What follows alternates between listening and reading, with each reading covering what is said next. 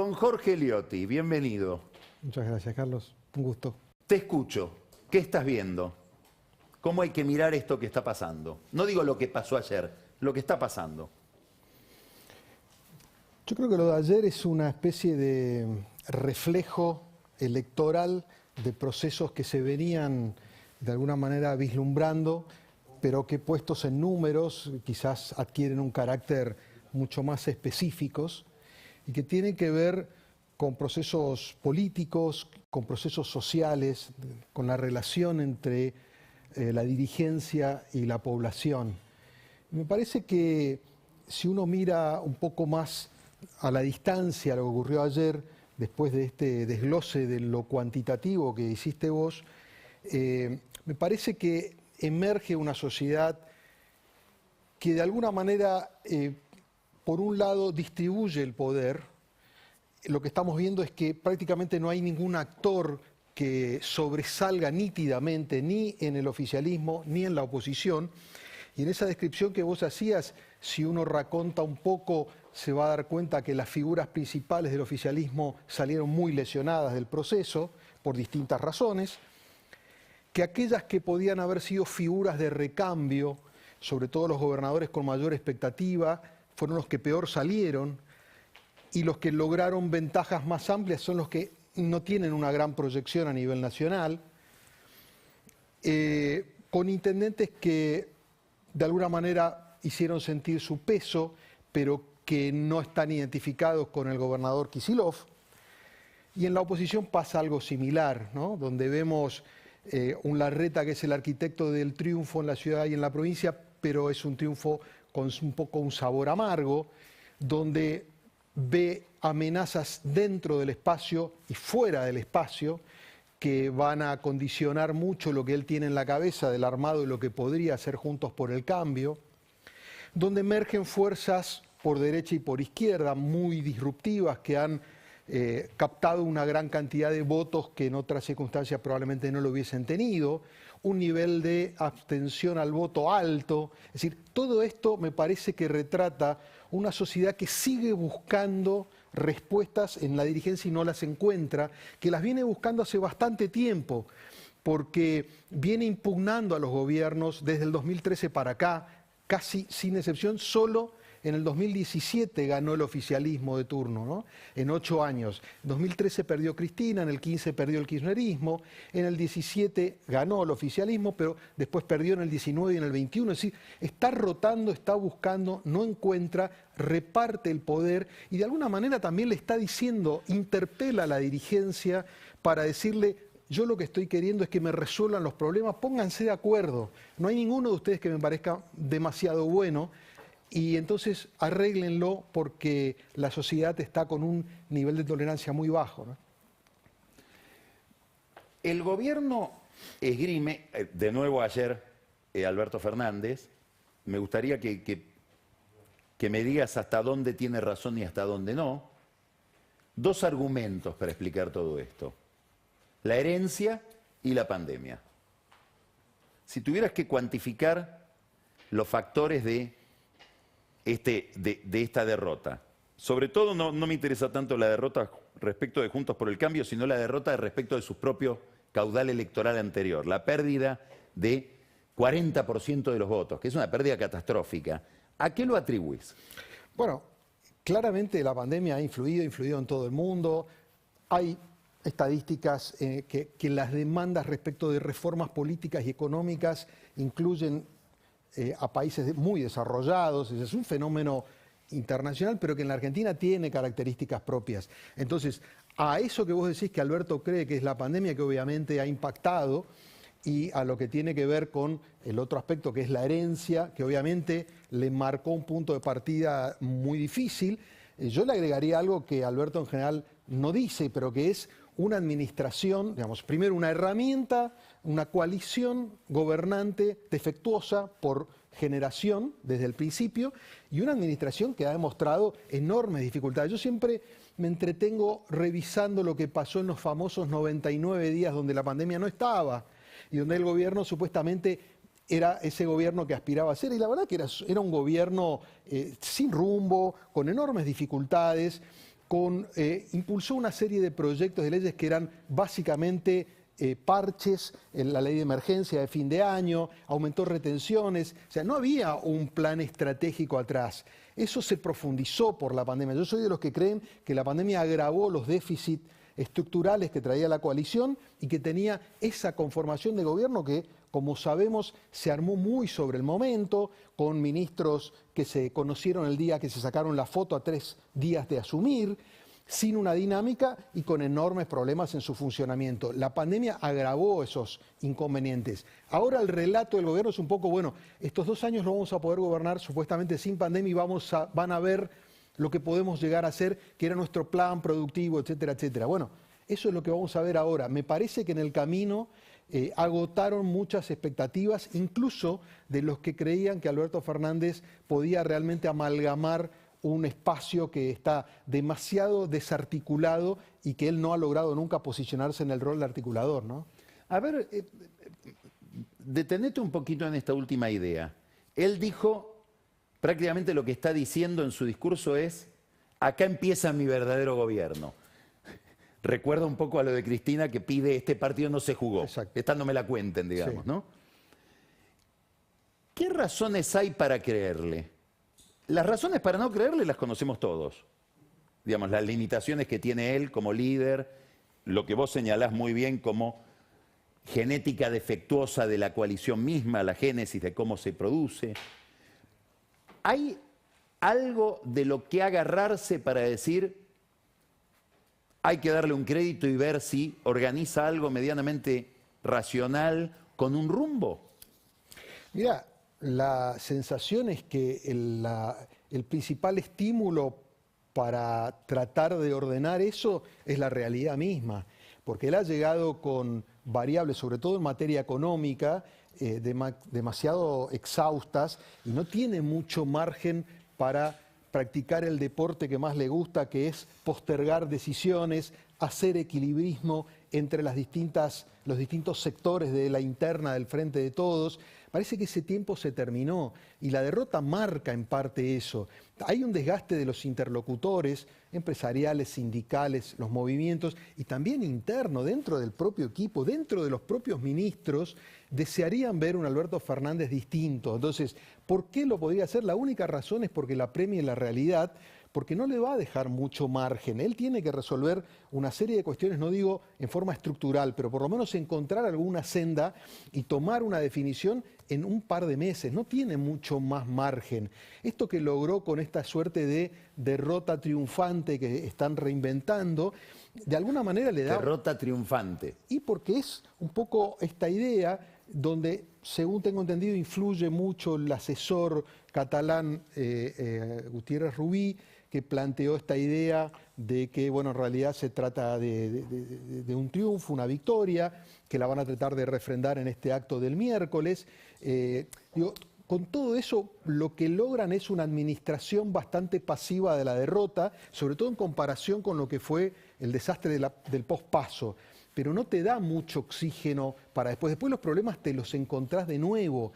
Y yo creo que los procesos no se repiten cíclicamente, si en algún momento eclosionan y lo tenés que ver. ¿Por qué hablamos tanto del fondo y la deuda? Porque hay un deadline, hay una fecha límite. Y hay otras fechas límite que no están escritas. ¿Cuáles son? Bueno, el tema concreto y monetario, ¿hasta dónde aguantan las reservas del Banco Central para sostener este tironeo? Llegó exhausto a la elección. Vos lo que estás diciendo, a ver si lo sintetizo bien y te entiendo bien, lo único que puede racionalizar todo este proceso es un gran susto. ¿Y sí? Pero la realidad siempre va a ir adelante. Es que Va a ser muy difícil verlos a ellos por delante de la realidad. Es que yo creo que están ante la última chance que tienen, si no después empezás a correr detrás todo el tiempo y ya no manejás la dinámica. Y eso es muy complejo, porque cuando detonan determinados procesos económicos, sociales, y es muy complejo ir detrás. Entonces, hoy tienen un pequeño respiro por esta administración, yo diría, racional de la derrota, con esta expectativa de que, bueno, vamos a tratar de ver un acuerdo, de vamos a tratar de arreglar con el fondo, etcétera. Tiene una ventana de oportunidad muy cortita. Si la no la aprovecha, si la desaprovecha, probablemente después ya sea muy tarde para Alberto, ¿no? ¿Cuál es el papel de Cristina en todo esto? ¿Cuánto poder perdió, esmerilada por los resultados electorales? ¿Hasta dónde pensás que la dirigencia de su propio movimiento, de su propio partido, le imputa la autoría de todo este proceso? Haber elegido esta forma de diseño de poder, haberlo puesto a Kicillof como gobernador de la provincia de Buenos Aires, que fue otra salida, uno podría decir, hiperheterodoxa, por decirlo menos. ¿Qué papel juega hoy Cristina y qué monto de poder tiene? Bueno, es la gran pregunta que ordena o desordena el espacio. Cristina, para mí, de los derrotados del oficialismo, que es toda la cúpula, me da la impresión de que es la que sale peor, primero porque pierde el Senado, porque pierde Santa Cruz y porque vuelve a perder la provincia. Conserva ese bastión que vos marcabas, el conurbano profundo, pero que cada vez se angosta y que cada vez es menos, yo te diría, leal, y que empieza a dar señales de que puede mutar. Hay allí una lealtad del voto tradicionalmente peronista que ya no está tan rígidamente sostenido, y eso es una señal de advertencia. Cada vez le cuesta más al aparato, a los intendentes, a la maquinaria sostener esas lealtades, porque esa lealtad se ha roto a partir de que el contrato implícito que trata el peronismo en el sentido de poder garantizar cierto nivel social lo está incumpliendo. Entonces, Cristina es probablemente la que más perdió con la elección de ayer. Conserva naturalmente una cuota de poder, pero la gran ventaja es que nadie de todo el espectro puede hacer un señalamiento desde un lugar muy superior. Me da la impresión de que en el corto plazo ella va a perderse, en realidad va a tratar de correrse un poco, sin perder la capacidad de impugnar las decisiones. Lo cual es un poco perverso en un punto, porque en el fondo hace creer que, por ejemplo, con el tema del fondo, Alberto puede pararse y decir, vamos a mandar un proyecto al Congreso y vamos a caminar con el fondo, y ella lo autorizará, como dijo el presidente, a decir que esto es con el acuerdo de todos. Ahora, cuando vengan estas demandas del fondo que vos marcabas, brecha cambiaria 100% es muy alto, déficit fiscal es muy alto, tarifas y subsidios es muy alto. O sea, cuando venga el menú concreto, difícilmente ella, digamos, dé una venia para avanzar con eso gratis. Y entonces ella se guarda esa carta que, por más que hoy la muestre, digamos, retraída, la va a jugar sin duda, porque lo que va a buscar conservar es su capital político, de alguna manera poder seguir pensando que el 2023 y el 2027 existen. El gran temor, me da la impresión, de el oficialismo respecto de la elección de ayer, tiene que ver con no, digamos, era perder la expectativa de que en el 23 había una posibilidad. Si la derrota era mucho más amplia, ese horizonte desaparecía y eso hubiese hecho implosionar al frente, y probablemente cada uno hubiese tratado de decir, bueno, esta herramienta no sirve más, hay que renovarla y buscar otra, y se hubiese rearmado de otro modo. Parece que la elección de ayer deja viva esa expectativa, aunque obviamente en mejor posición a la oposición, pero deja viva la expectativa de decir, bueno, quizás no está todo perdido. Y ella va a tratar de mantener y sostener ese capital simbólico que lo vincula con no permitir decisiones que afectan a los más pobres, el hambre del pueblo, bueno, esas decisiones impopulares que ella probablemente no dijera en ningún momento. Entonces, otra vez, el punto de inflexión, digamos, lo estamos postergando unas semanas, unos meses, pero en algún momento va a llegar. Bueno, ahora quiero reorganizar lo que dijiste a la luz de un problema que vos mismo planteaste. Acá hay un taxi que corre. Pongamos, de los muchos que podemos identificar, la caída de reservas. Probablemente sea el más dramático. Hay un momento que te quedaste sin dólares y salta la térmica. Devalúa la realidad. Vos me estás diciendo, Alberto se puede esperar poco de él. Es difícil que aparezca otro Alberto, distinto del que vemos, una especie de hoja al viento. Cristina va a seguir siendo Cristina, preservando su capital de la figura que se ubica en el cuadrante populista del dial, digamos. ¿Vos creés que hay algún otro actor a partir de estas elecciones, dicho más concretamente, que esos peronistas inquietos porque pueden perder el 2023, intendentes, los que de algún modo salvaron la ropa, ¿tienen alguna posibilidad de intervenir en el proceso de manera orgánica o van a seguir siendo un coro mudo? Y este va a ser un oficialismo donde dialogan entre ellos dos. No, me da la impresión de que acá hasta el 23 en materia política interna del Frente de Todos, lo que vamos a ver es una fragmentación de expectativas por ahora dentro del Frente de Todos. Probablemente lo que se haya evitado haya sido la implosión y la búsqueda de alternativas por fuera. Me da la impresión de que como está planteado hasta ahora este proceso, lo más probable es que nos vayamos encaminando hacia un objetivo de una PASO dentro del Frente de Todos que sería absolutamente inédita. Pero voy a algo concreto que tiene que ver más con la administración. Llegamos a un punto donde estás en la encrucijada. Hay que hacer determinados ajustes y Cristina dice que no. ¿Vos pensás que puede haber gobernadores sindicalistas? Los mismos, un hecho que pasó inadvertido o que quedó en la memoria como no registrado, que es que cuando Cristina, la Cámpora, le hace ese piquete de ministros a Alberto, que le renuncian, hubo 9 gobernadores, entre los cuales estaba Mansur, la CGT, los movimientos sociales que se alinearon con Alberto. Como diciendo, ese rumbo que propone Cristina, no. ¿Puede reproducirse eso o vos creés que no hay ninguna organicidad en ese peronismo territorial, digamos? Es que no hay un liderazgo que aglutine o que ordene. Digamos, los que estaban llamados a ser, digamos, todos en principio lo que dicen es sostener a Alberto Fernández, sostener la gobernabilidad y la unidad del peronismo. Ahora, ¿quién sería el actor que ordene eso? Por ejemplo, supuestamente hace 2 meses era Mansur. Y Mansur en 2 meses ha tenido un deterioro en su imagen pública muy significativa dentro del gobierno y ahora vemos también en su pago en Tucumán, donde tuvo un retroceso fenomenal. Habían ganado por 15 puntos en las PASO y terminaron ganando por 2. O sea, es el peor negocio. No es porque Mansur vino acá, pero es una manera de decirle a cualquier gobernador, no vengan acá porque se te complica adentro. Schiaretti, que empezó a hablar un poco más, perdió por 20 puntos en Córdoba. Los gobernadores que tenían mejor perfil, suponiendo Perotti, Bordet, fueron derrotados. Uñac venía bien, ganó por 2 puntos. Entonces, ¿por dónde se va a reorganizar? Yo lo que veo es una gran dispersión interna que se mantiene, se sostiene, ahora con el agravante de que por un lado, corren obviamente las urgencias económicas, pero en lo político corre el 2023, a nivel presidencial, a nivel de gobernadores y a nivel de intendentes. Eso es muy, yo te diría, estimulante para tomar decisiones mucho más claras y más nítidas. En el corto plazo yo veo que es un gran conglomerado de derrotados o de triunfantes muy acotados sin una gran proyección. Y es un problema, por eso me da la impresión de que la única resolución está en el largo plazo.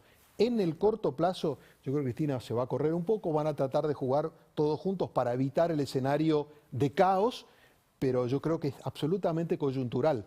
El problema está de base, hoy mismo hablando con los actores del gobierno, dice todo está igual que hace una semana o 2. ¿Qué significa en toda esta pintura que estás haciendo el argumento busquemos a la oposición para un acuerdo?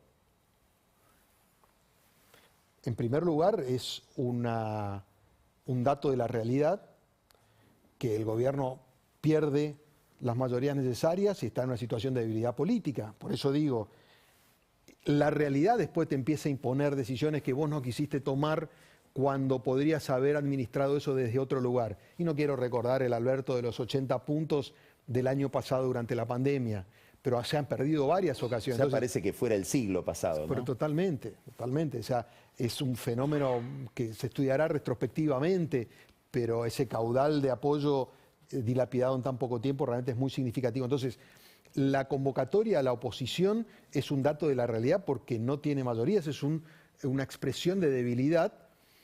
Todavía es excesivamente ambiguo y yo creo que la oposición está de alguna manera oliendo que esto todavía no está claro, que no sabe qué nivel de consenso tiene dentro del propio oficialismo. Hoy hubo una reunión de la Mesa Nacional de Juntos por el Cambio para analizar, para tratar de que nadie se corte solo con algún llamado que después le genere ruido interno.